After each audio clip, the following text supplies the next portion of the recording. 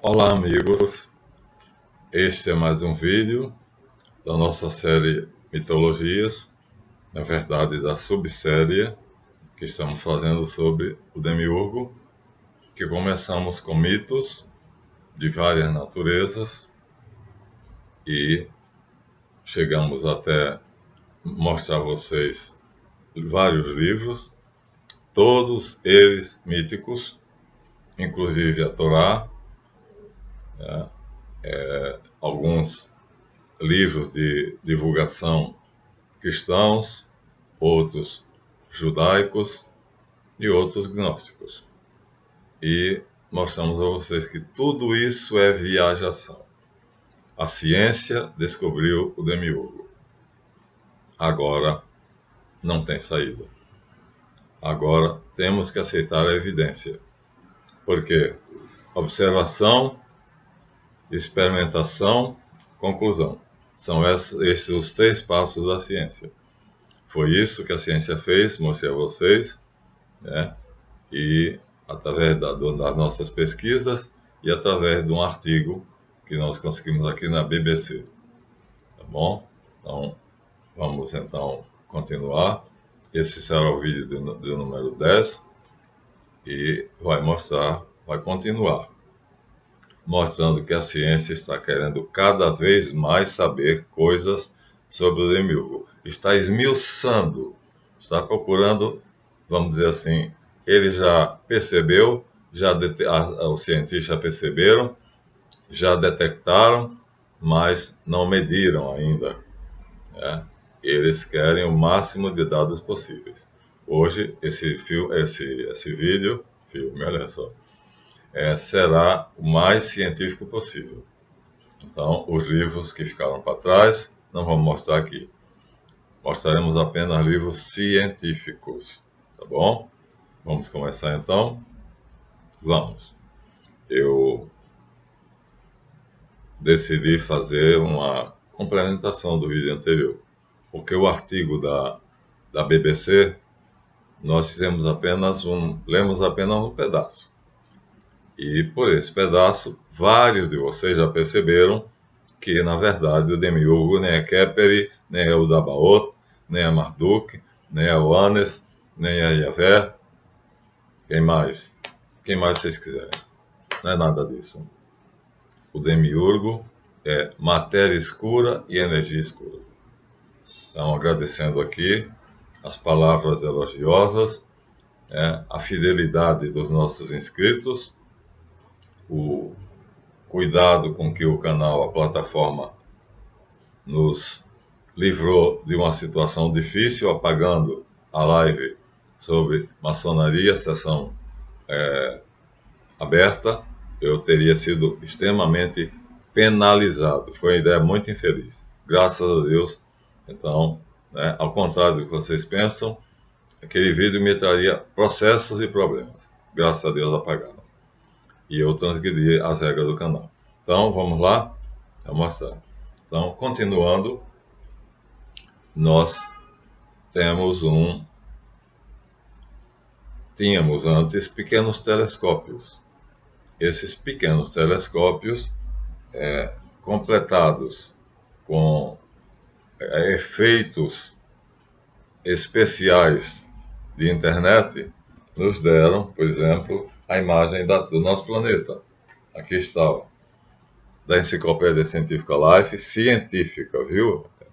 Biblioteca da Natureza Life, científica. A Terra, nós temos aqui um misto de visão telescópica e de montagem. Então, aqui nós temos a visão telescópica. Aqui nós temos o nosso planeta, a Terra e a Lua. Estão no espaço, e aqui está dizendo a Terra no espaço. Então, aqui está o planeta bonito. Eu acho difícil, que alguém diga que a Terra é plana, porque é incrivelmente perceptível que ela é uma esfera. E a Lua orbitando ao redor da Terra e a Terra orbitando ao redor do Sol. E aqui é uma visão de um telescópio muito, muito, muito antigo. Agora nós temos aqui alguma coisa que é uma construção. Ah, não, aqui ainda é telescópio. a Via Láctea, aqui a nossa galáxia, ainda é o telescópio, a Via Láctea, o Sol também por telescópio. Aqui já não é. Aqui já é uma mistura que mostra o Sol, a Terra e certas coordenadas que são montagens, né, de computador para medir a distância e para falar do que acontece, do que há, né, os gases, o caos, ou seja lá o que for, entre a Terra e o Sol. Agora, aqui é pura montagem. Então, a nossa galáxia é linda, né?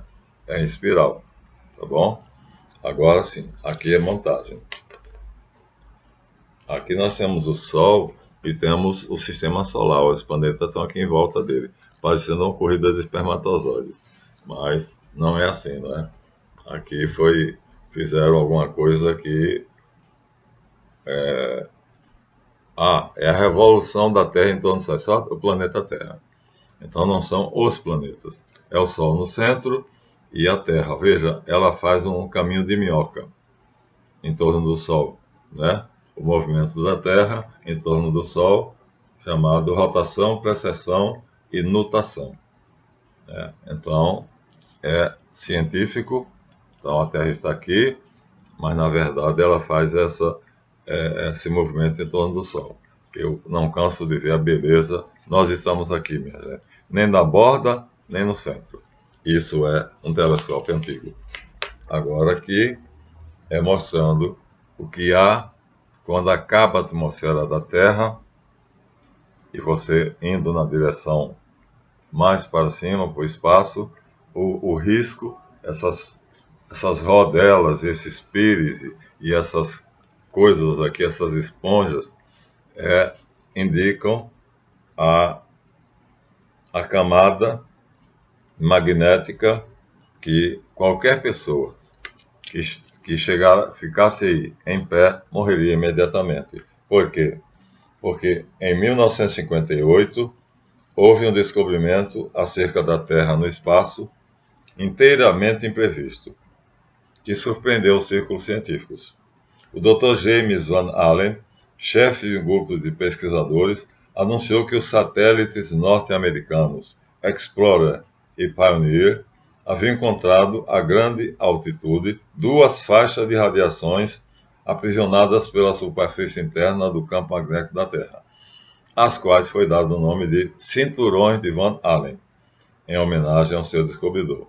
Dados recentes, posteriormente, obtidos por meio dos satélites, revelou-se que não se trata de dois cinturões independentes, mas de uma única grande faixa, que começa a quase 1.000 km de altura e termina abruptamente a 65.000 km. Ou seja, já é a exosfera. Essa faixa única, em forma de rosca, chama-se magnetosfera. Ou seja, a exosfera vai até 1.000 km de altura. Ou seja, exo quer dizer fora, para fora da Terra, saindo da Terra. E aí ela vai até 1.000 km, se você viajar para cima, e de 1.000 km em diante, então essa faixa termina, de repente, no espaço. É uma faixa única, em forma de uma rosca, por isso que está aqui, ó, parece um túnel, né? Parece a escada espiralada de Loreto ou do altar do Vaticano. Então, isso se chama magnetosfera. Viagens prolongadas através da magnetosfera seriam mortais para o homem. Então, aqui já é uma construção feita por computação gráfica. Então, nós estamos cada vez mais entrando no demiurgo. Cada vez mais.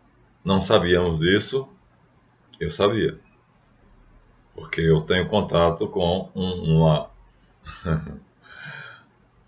uma faixa que limita a mente humana e que com a graça de Deus eu consigo ir além, que se chama a fonte cósmica da informação. Então, o livro, para mim, apenas dão detalhes, figuras, mas eu recebo informação direta. Helena Blavatsky chamou de registros acásicos, e, de qualquer maneira, a filosofia chama o pensamento pensante, já que o nosso é o pensamento pensado, né? E a religião chama o Logos. Pois é, e aí tudo está dentro do Logos. Enarque enólogos, kaiologos en proston theon, kaiteos enologos. Logos. Então, arque é o mesmo que Logos, e o Logos estava com Deus, e o Logos era Deus. Arque e Logos são sinônimos. Então, João tenta esclarecer isso, porque o Sefer Bereshit, quando é escrito em grego, na Septuaginta, começa com a palavra arque. Em hebraico, ele começa com a palavra reshit. Bereshit bara Elohim. No princípio, Deus criou. E a palavra reshit, né, não tem re, é o re, é substituída na tradução dos 70 por arque, arcaios. É a mesma coisa. O princípio dos princípios, a substância de todas as substâncias. São João diz isso, começa o evangelho dele, capítulo 1 e seguintes, versículo 1 e seguintes, dizendo que arque é o mesmo que logos. Então, são duas palavras que, como já dissemos, significam a mesma coisa, né? Arque caiu em desuso, era usada lá pelo ano 700 a.C., na Grécia, e aí com a escola de Alexandria, então os sábios, Filon de Alexandria, Paulino de Tiana, estudavam Hermes Trismegisto, que fala do Logos, do Nous e do Logos. Corpus Hermeticum, quem quiser pode ler. Está na praça, é um livro excelente. Então, o Logos é, então, ainda matéria de fé, porque é inatingível. Sabemos que é o pensamento pensante, ou seja, seria um ser que tem inteligência, vontade, memória e sensibilidade. Isso nós sabemos, através dos livros de cientistas que quebram a barreira entre ciência e fé, como Jacques Monod, como o Dr. Ravalico, como o Dr. Morris, que não estão nem aí para a academia, que proíbe, né, que o cientista fale de fé, e eles quebraram essa barreira, e como recentemente o Dr. Michael Behe, na sua obra-prima, A Caixa Preta de Darwin, combatendo o livro de Robert Foley, Os Humanos antes da Humanidade, que é chamado o neodarwinismo. Então, a ideia de que o homem viria do macaco, a partir de uma evolução em que o não vivo se torna vivo. O maior dos absurdos, quando se lê Jacques Monod, O Acaso e a Necessidade. Já o Dr. Pasteur tinha dito, omnio vivo ex vivo. Então, todo ser vivo vem de outro vivo. Mas a cabeça dura de Darwin cismou que as proteínas formavam as moléculas, num malabarismo lá que o Dr. Morris prova que seria necessário 5 vezes mais tempo do que a evolução dá, para que as proteínas se unissem e formassem uma molécula, 5 vezes mais. Ele é mestre, é doutor em astronomia e matemática. Então, já começa por aí. Então, a ciência também é fé, porque nós temos os testemunhas de Darwin, né, na ciência. Na religião temos os testemunhas de Jeová. Na ciência temos os testemunhos de Darwin, que é pura fé. Imagina você, né? As partículas mínimas, chamadas proteínas, se unem, de repente, pela lei do acaso, o acaso cego, e formam uma molécula, que já é algo organizado, embora seja matéria inorgânica. Depois a molécula, de repente, um dia, acorda de bom humor e decide virar célula. Aí vira uma ameba e pronto, tudo começa a partir daí. Da ameba ou da euglena, tanto faz, depende de você querer, são monocelulares, como o ovo. o ovo é um monocelular, uma célula só. Então vamos evoluindo até chegar aos macacos, segundo Darwin, e segundo o Dr. Robert Foley, que era o papa, na verdade ter morrido, né, do darwinismo, e que os cientistas que tiveram coragem de quebrar a barreira entre ciência e fé, desmentiram. Né? Dr. Michael Berry escreveu o livro A Caixa Preta de Darwin, e disse que não dava 50 anos para que a evolução se fosse questionada. Exatamente, em 23 anos, nós temos aqui o artigo de hoje, que ainda não será terminado. Eu denominei do Hubble para o Webb, porque as figuras que eu mostrei no livro da Life, da Biblioteca Life, eram satélites, telescópios de satélites, portanto, pouquíssimo poderosos. Tinham que se aproximar dos astros. Aqui não, já é da Terra. O Hubble já é da Terra. Então, mas aqui agora aparece um outro mais poderoso do que o Hubble, que se chama Webb. Então nós vamos agora mostrar a sede do ser humano de conhecer o demiurgo. Porque o Logos, ele nem cogita disso. Então, no vídeo passado, nós lemos o início aqui, não vamos reler, vamos apenas dizer que a repórter Alejandra Martins, portanto é espanhola, da BBC de Londres, na sua secção Notícias do Mundo, em 14 de novembro de 2019, provou que Michael Berry tinha razão. Ou seja, a ciência desmentiu completamente não somente o darwinismo, mas desmentiu também Stephen Hawking. Ou seja, a evolução é questão de fé. Quer acreditar nela? Acredite.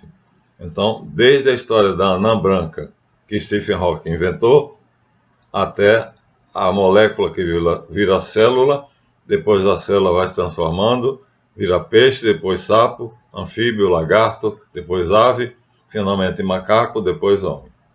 Então, tudo isso é um mito, o último grande mito que você tem que vencer se quiser ser, vamos dizer assim, ter uma visão científica do universo, que é, na verdade, o demiurgo. Então, nós estamos nele e ele está em nós. Tudo é feito por ele. Nós, nossa pele, nossos ossos, nossos olhos, os vivos que estão ali, ele compõe todas as partículas. Através de quê?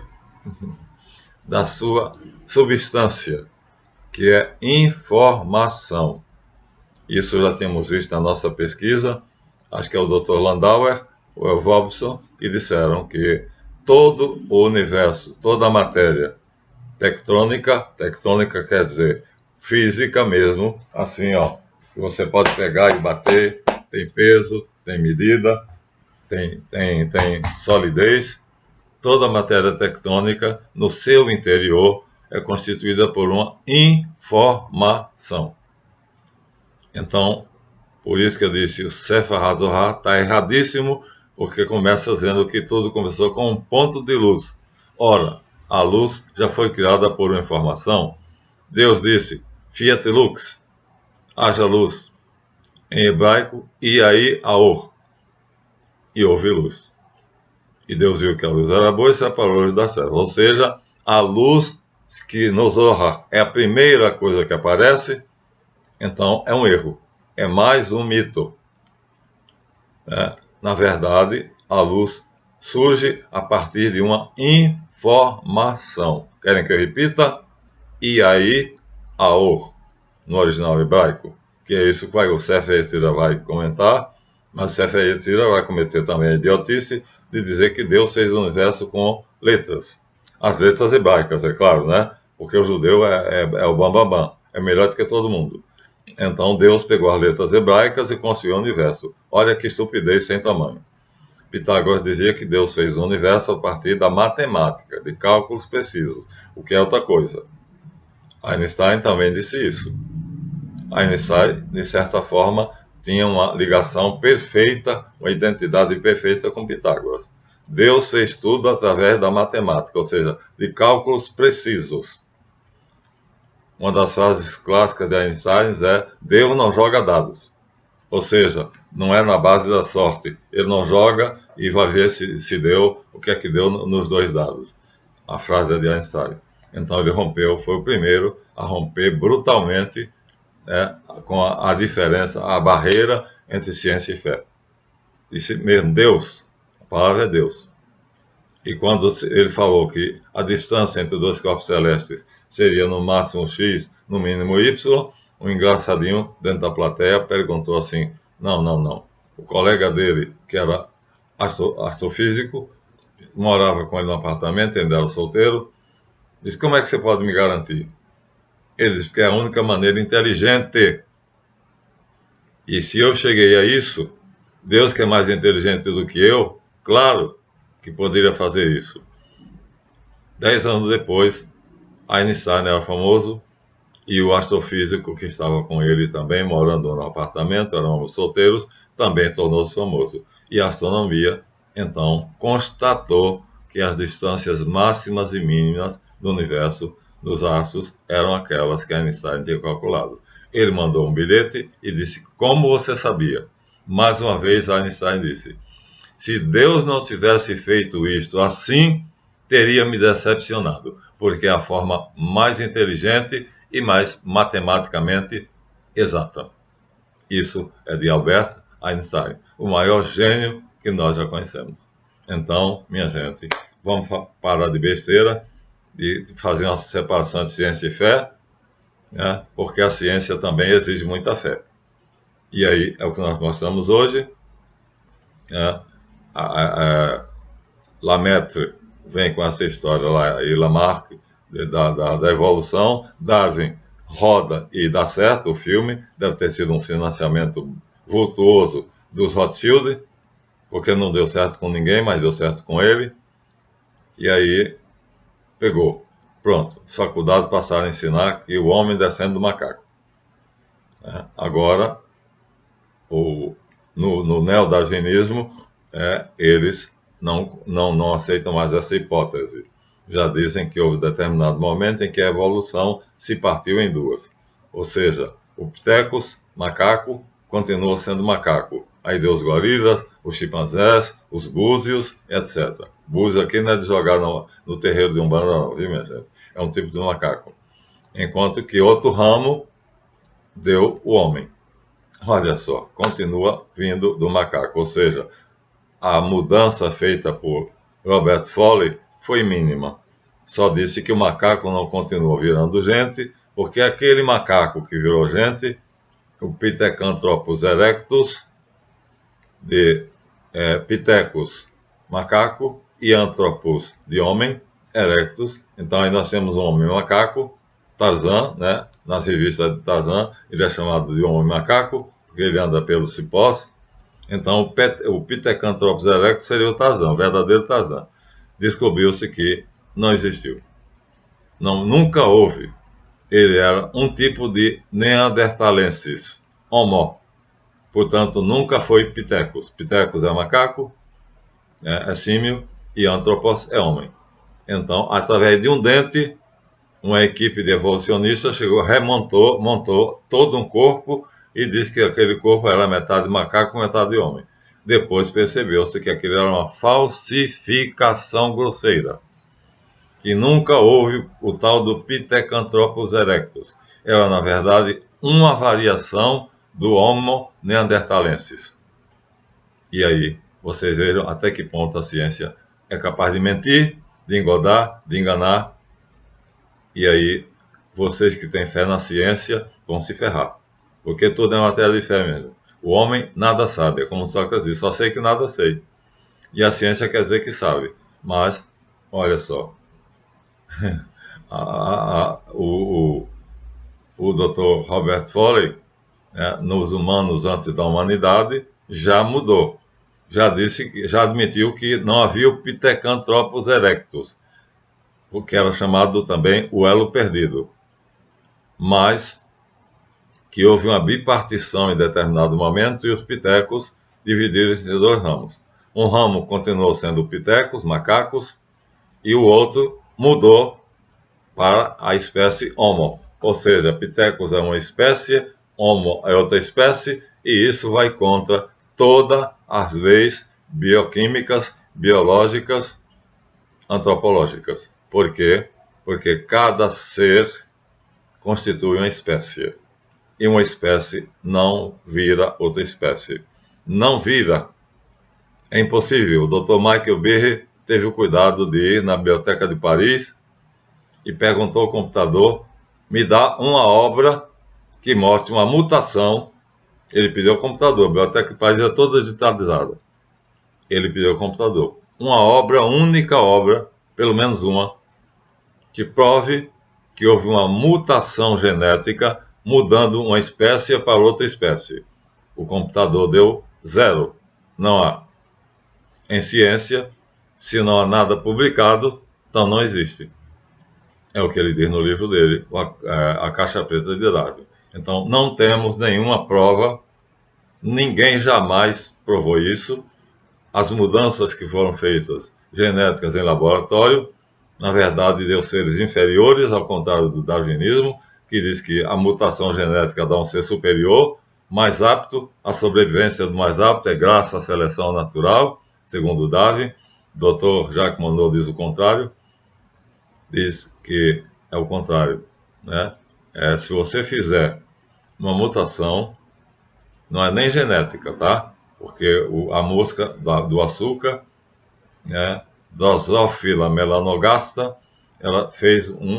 fizeram no laboratório, ela submetida a uma radiação atômica que tornou ela do tamanho da minha mão. Imagina, uma mosca do tamanho da minha mão.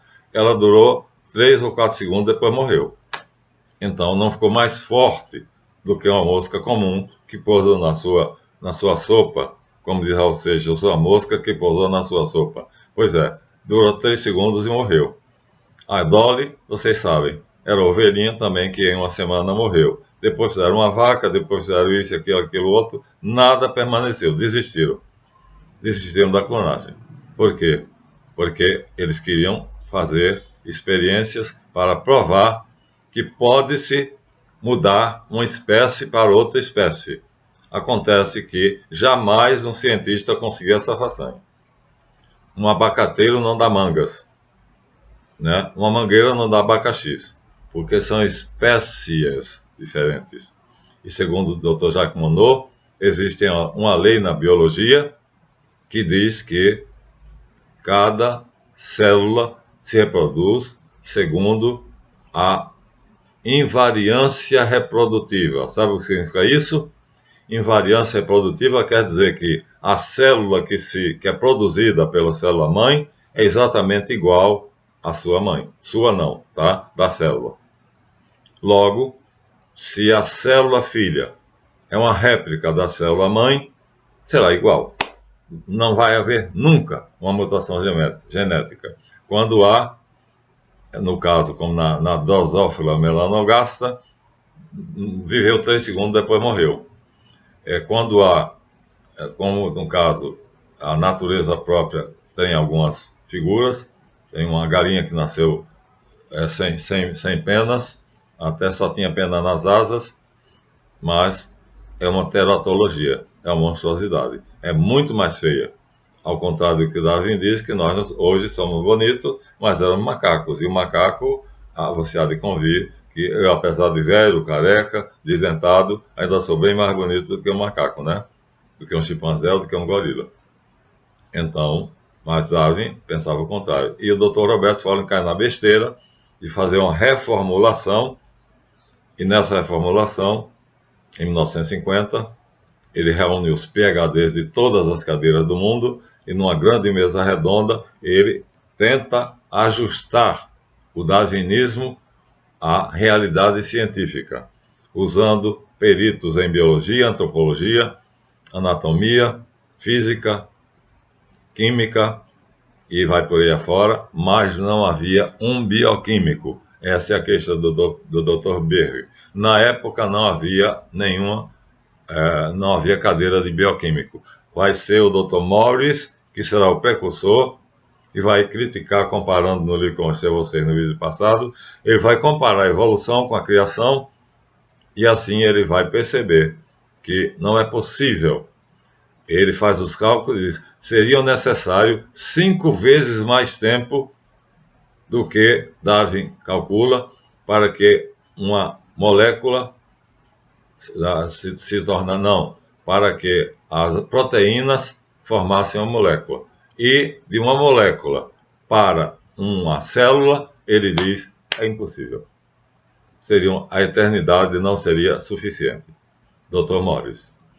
Dr. Ravalico confirma, dando a ideia de que o universo não é nada daquilo que os evolucionistas dizem, e finalmente o telescópio Hubble comprovou isso. Nós temos aqui então, vou mostrar mais uma vez, né, o Dr. Michael Behe disse em 1976 que não dava 50 anos para Darwin ser desmoralizado, e junto com ele o Dr. Robert Foley, o Papa do Darwinismo. Pois bem, a reportagem aqui é de 2019, ó, vou aproximar de vocês.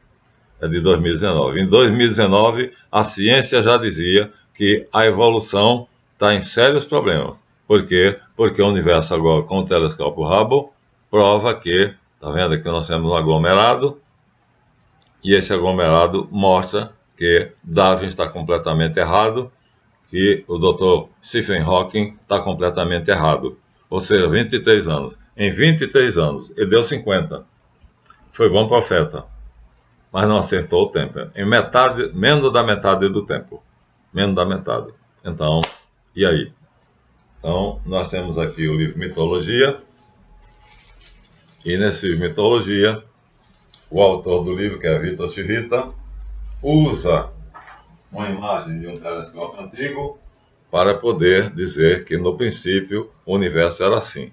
Portanto, as nebulosas não tinham forma espiralada, não tinham as formas que nós depois, os telescópios, descobriram que tem.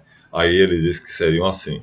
Mas isso porque ele está usando uma imagem de um telescópio antigo para falar de divindades primordiais, ou seja, dos mitos. Então, ele até pode.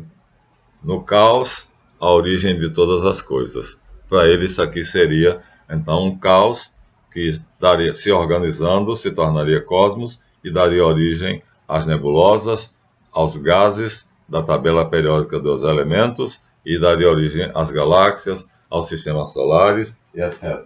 Na verdade, ele usou isso aqui para ilustrar o livro Mitologia, da editora Abril, autor Vitor Chivita, né? Eu tenho são três volumes, mas, na verdade, quando se usou o telescópio Hubble, o que se viu foi isso aqui. Ou seja, o Hubble está muito à frente do telescópio usado lá pelo autor, né, da estampa que ele colocou no livro Mitologias, da editora Abril, né, cujo dono é Vitor Chivita. Na verdade, um dos grandes nomes da elite do globalismo, né? É uma das famílias, né, que sustenta a globalização, que agora está em crise. Então, isso aqui prova que não é aquilo ali. Então, aquilo ali foi uma imagem completamente ultrapassada. E aí agora, nós aqui, minha gente, estamos com o Hubble. Veja só, nós estamos com o telescópio Hubble. Agora, o Hubble vai ser superado pelo Webb. Portanto, no próximo vídeo, nós vamos ver agora se o Hubble já disse que há um erro, portanto, tanto em Darwin como no Dr. Stephen Hawking, que foi um gênio, mas um gênio do mal. Então, nós vamos ver que a ciência exigiu de nós uma grande, excessiva e estúpida dose de fé. E agora está desmentindo tudo que disse antes. Porque se o Hubble já disse que Hawking tinha errado na teoria do Big Bang, tudo não começa com a anã branca, porque antes da anã branca tinha alguma coisa, e aí vamos no próximo deixar, porque eu não quero passar 35 minutos, senão fica difícil processar o vídeo, tá? Então, as provas científicas são exatamente contra a teoria da evolução, quer seja apenas em relação ao homem, ou seja, da proteína para a molécula, da molécula para a célula, do macaco para o homem, e daí tudo isso é um mito, portanto, é crença. Mais um mito, o último grande mito que está caindo. Então, deixemos agora para o próximo e vamos agradecer a vocês a visualização desse vídeo. Minha gente, é muito científico, mas tem que ser. Agora a gente vai provar que nem o Dabaoth, nem Kepleri, nem Marduk, nem Oannes, nem nada, nem Javé, nada disso existiu. Tudo isso é fantasia, mesmo da Bíblia. Pronto, até o próximo.